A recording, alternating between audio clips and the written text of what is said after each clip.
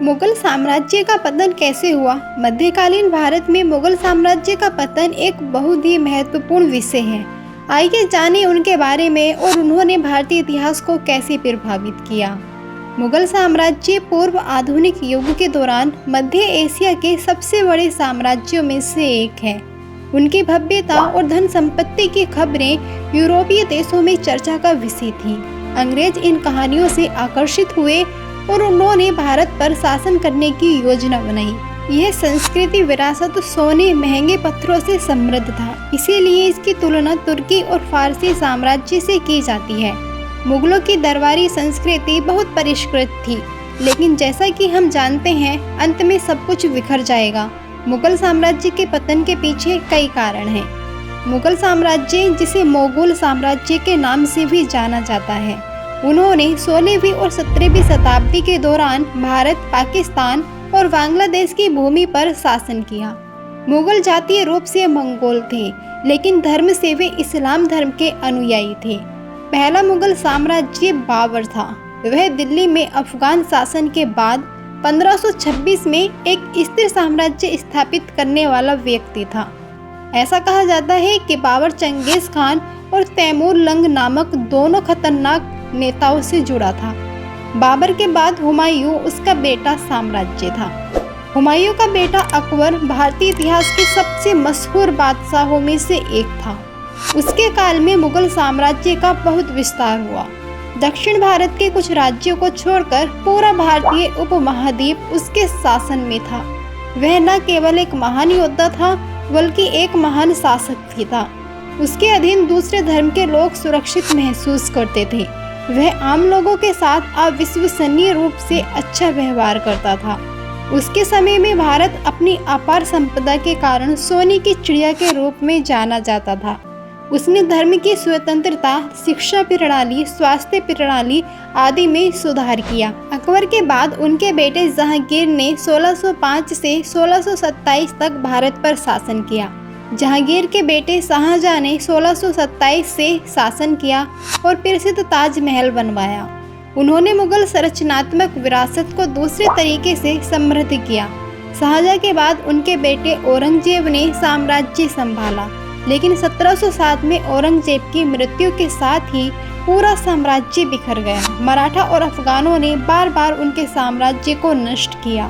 मुगल साम्राज्य के पतन के पीछे कई कारण हैं। आइए जानते हैं। अगर आप इतिहास पर नजर डालें तो पाएंगे कि मुगल साम्राज्य के पतन के पीछे कई कारण थे। जहांगीर के बाद के शासक कमजोर और फिजूल खर्ची करने वाले माने जाते थे। आइए इतिहास के पन्नों पर नजर डालते हैं। कमजोर इरादे वाले शासक। मुगल शासक अपने जीवन के अंतिम वर्षों में कमजोर इरादे वाले और आलसी शासक बन गए।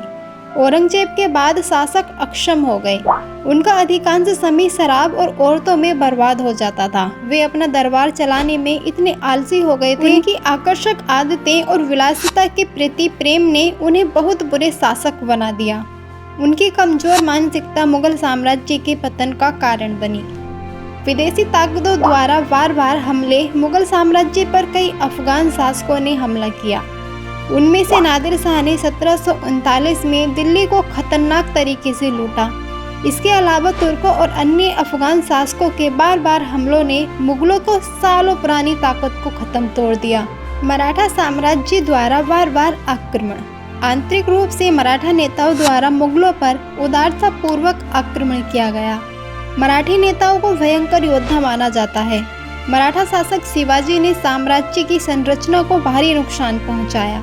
दक्षिण भारतीय शासकों और राजपूत शासकों ने भी साम्राज्य पर भयंकर आक्रमण किए। गैर मुस्लिम लोगों के खिलाफ औरंगजेब की सांप्रदायिक नीतियों ने उनके साम्राज्य को बहुत नुकसान पहुंचाया। औरंगजेब ने हिंदू, बौद्ध और जैन धर्मों के हजारों प्राचीन मंदिरों को, मूर्तियों को नष्ट कर दिया। उसने कुख्यात सोमनाथ मंदिर, विश्वनाथ मंदिर, मथुरा, हम्पी मंदिर, एलोरा मंदिर आदि को नष्ट कर दिया। हिंदू उसके उदार रवैये से नाराज हो गए और उसके खिलाफ पढ़ना शुरू कर दिया। राजकोष पर दबाव। मुगलों को भारत के कई विरासत स्थलों के वास्तुकार के रूप में जाना जाता था, लेकिन इन स्थलों के निर्माण में बहुत पैसा खर्च हुआ। शाहजहां के शौक ने साम्राज्य के वित्त को खत्म कर दिया। विलासिता की वस्तुएं, गहने, हरम आदि भी मुगल साम्राज्य के पतन का कारण थे। उनके अनावश्यक निवेश ने उनकी सैन्य शक्ति को बर्बाद कर दिया। व्यापार, कृषि और निर्यात आयात बिखर गए। अंग्रेज हरकत में आए। अंग्रेज 1600 ईस्वी के बाद हरकत में आए। वे व्यापारी के रूप में भारत की धरती पर आए, लेकिन जल्द ही उन्होंने अपनी मजबूत सैन्य रणनीति से पूरे देश पर कब्जा कर लिया। मुगल अपनी हैसियत को अंग्रेजों के बराबर नहीं रख पाए। ईस्ट इंडिया कंपनी ने फारूक सियार के साथ बिना ब्याज दिए व्यापार करने का समझौता किया। इन कुलीन अंग्रेजों ने मुगल साम्राज्य को कमजोर स्थिति में लाया। 1800 के दशक के बाद मुगल साम्राज्य का पतन अपरिहार्य था। 1857 का महान विद्रोह। 1857 का विद्रोह साम्राज्य के लिए आखिरी झटका था। विद्रोह के बाद अंग्रेजों ने आधिकारिक तौर पर शासन समाप्त कर दिया और सत्ता ब्रिटिश क्राउन को सौंप दी। अंतिम सम्राट बहादुर शाह जफर म्यांमार के रंगून भाग गए। मुगलों ने भारत की संस्कृति को कई तरह से समृद्ध किया। दिल्ली और आगरा में प्रसिद्ध स्थापत्यकार निवास करते थे, लेकिन उन्होंने कई तरह से भारतीय संस्कृति को नुकसान भी पहुंचाया। उनके उदार स्वभाव ने कई प्राचीन राजघरानों को नष्ट कर दिया। उनके एक आदेश से हजारों प्राचीन इमारतें नष्ट हो गईं। करदाताओं द्वारा दिया गया धन विलासिता पर बर्बाद हो गया। भारत की वास्तविक संस्कृति भी प्रभावित हुई। मुगल साम्राज्य के पतन के साथ ही इतिहास में एक नया युग शुरू हुआ। दोस्तों, वीडियो में दी गई जानकारी अच्छी लगी है तो वीडियो को एक लाइक कर दें और साथ ही चैनल को सब्सक्राइब करके बेल आइकन बटन दबा दें ताकि आने वाली वीडियो सबसे पहले आप तक पहुंच जाए। धन्यवाद।